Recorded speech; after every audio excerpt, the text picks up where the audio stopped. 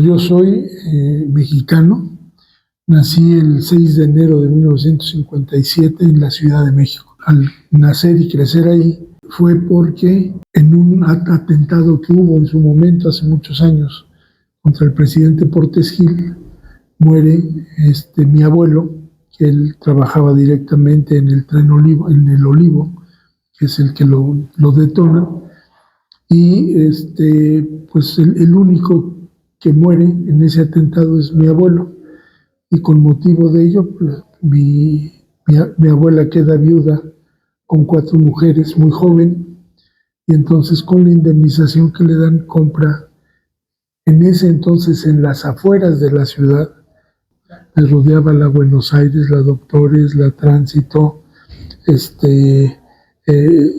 era la Colonia Obrera, estaba Algarín. Entonces pues prácticamente tenía uno que rifarse todo el tiempo para entrar y para salir.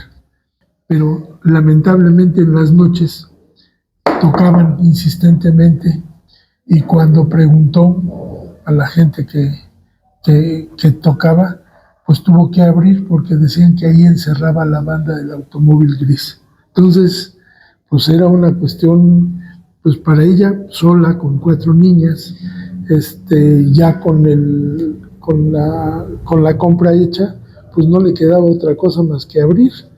Entonces de una u otra forma ya tenía, yo creo que el destino marcado para dedicarme ya después a toda esta parte de el análisis y la cuestión de la violencia en esta ciudad y determinadas cosas delictivas, porque no encuentro otra situación más que esa, ¿no?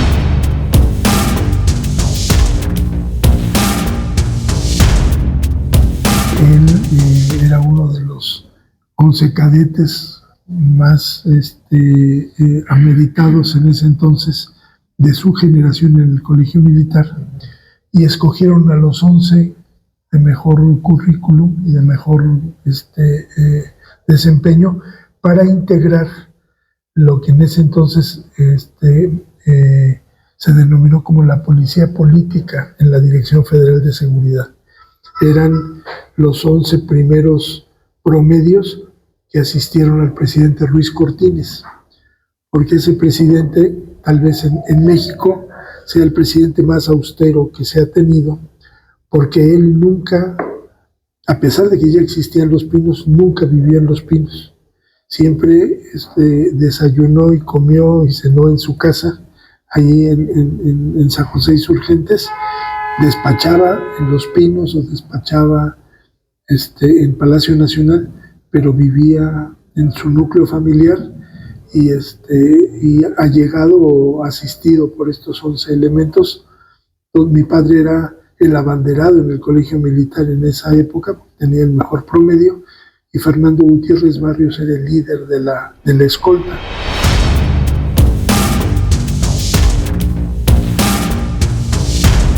Bueno, mis primeros trabajos como pasante, realmente tuve mucha suerte porque fui pasante del rector de la Libre de Derecho, don Pancho García Jimeno. Luego fui también pasante de otro abogado muy prestigiado en ese entonces en el despacho de Noriega y Escobedo, Fernando Vázquez Pando, que era prácticamente un erudito, una eminencia en la parte a lo que él se dedicaba. Y tuve también a otros abogados también como tutores en mi parte de formación, que realmente para mí fue un privilegio estar con ellos porque aprendí mucho. Me desempeñé como pasante en Noriega y Escobedo, y luego pasé a la Secretaría de Hacienda. Entonces yo trabajaba y estudiaba al mismo tiempo, y de hecho al poco tiempo, a los pocos meses de haber ingresado a la Secretaría de Hacienda, me hicieron jefe de departamento, cuando realmente tendrían que pasar años para que eso se diera, porque ibas escalando, pero a mí me dieron la oportunidad, incluso antes de salir de la escuela, en una área de análisis y armonización de normas se llamaba. Y entonces, pues, prácticamente fueron mis primeros trabajos, y luego de ahí pasé como director jurídico durante casi 12 o 13 años de una arrendadora financiera, arrendadora Confía, que luego fue arrendadora Atlas, y luego pasé también como director de arrendadora OPSA, ¿no? Entonces, mis primeros trabajos realmente fueron en la parte bursátil, en la parte bancaria, y mi vida era muy tranquila y todo iba muy bien, hasta que vino por primera vez a asistir en una situación de riesgo, de ver un secuestro, y realmente pues eso marcó el resto de mi vida.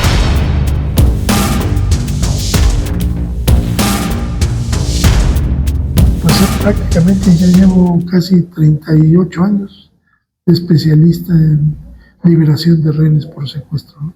El primer caso que realmente cimbró para mí fueron, yo creo que dos. Uno, contra el Estado, porque realmente creo que serían las primeras semanas de la administración de Carlos Salinas de Gortari, sí, que ya venía de ser secretario, pero al ganar tendría prácticamente una semana o semana y media de ser presidente, cuando a una persona, un tío político mío, le llega una constancia, un requerimiento de Hacienda, y él se preocupa porque dice, ¿por qué me llega esta compulsa? ¿No? Pero me llega con 6, 7 auditores, como si fuera auditoría legal, ¿no? La auditoría, la parte fiscal. Y él dice, yo no entiendo, porque la persona que firma el requerimiento, dice, es compañero mío de la escuela, ¿no? Fuimos compañeros en la bancaria comercial y todo, y es cliente mío, lo atiendo muy bien, le doy crédito hasta a sus hijos y todo, y no sé por qué me hace estas cosas, ¿no? Curiosamente, a los 3 días se presentan otra vez los auditores, sellan todo, de que todo esté en orden, y se van. Pero era la forma tal vez en que en ese momento, para mí, se estaban cometiendo los primeros secuestros con sui generis, ¿no? Y el otro secuestro que para mí fue realmente el primer secuestro en el que intervengo y todo, pues viene siendo a principios de los años 90, sí, donde a un muchacho que es el mejor amigo de uno de mis asistentes, lo secuestra. Mi asistente me dice que un amigo del papá le dijo que había levantado una denuncia de secuestro, y en ese entonces, en los años 90, ¿no? Finales de los 80, principios de los 90, pues no era, el secuestro era un delito única y exclusivamente para gente de muchísimo dinero, ¿no? Eran muy pocas las gentes que secuestraba, pero eran de un alto perfil. Entonces le pregunté yo a mi amigo, oye, ¿y por qué a él, no? Si yo creo que se equivocaron, porque él es él es el sobrino del dueño del negocio. El dueño del negocio sí es un hombre prominente y todo, pero yo creo que se equivocó, y el papá de este muchacho es el administrador.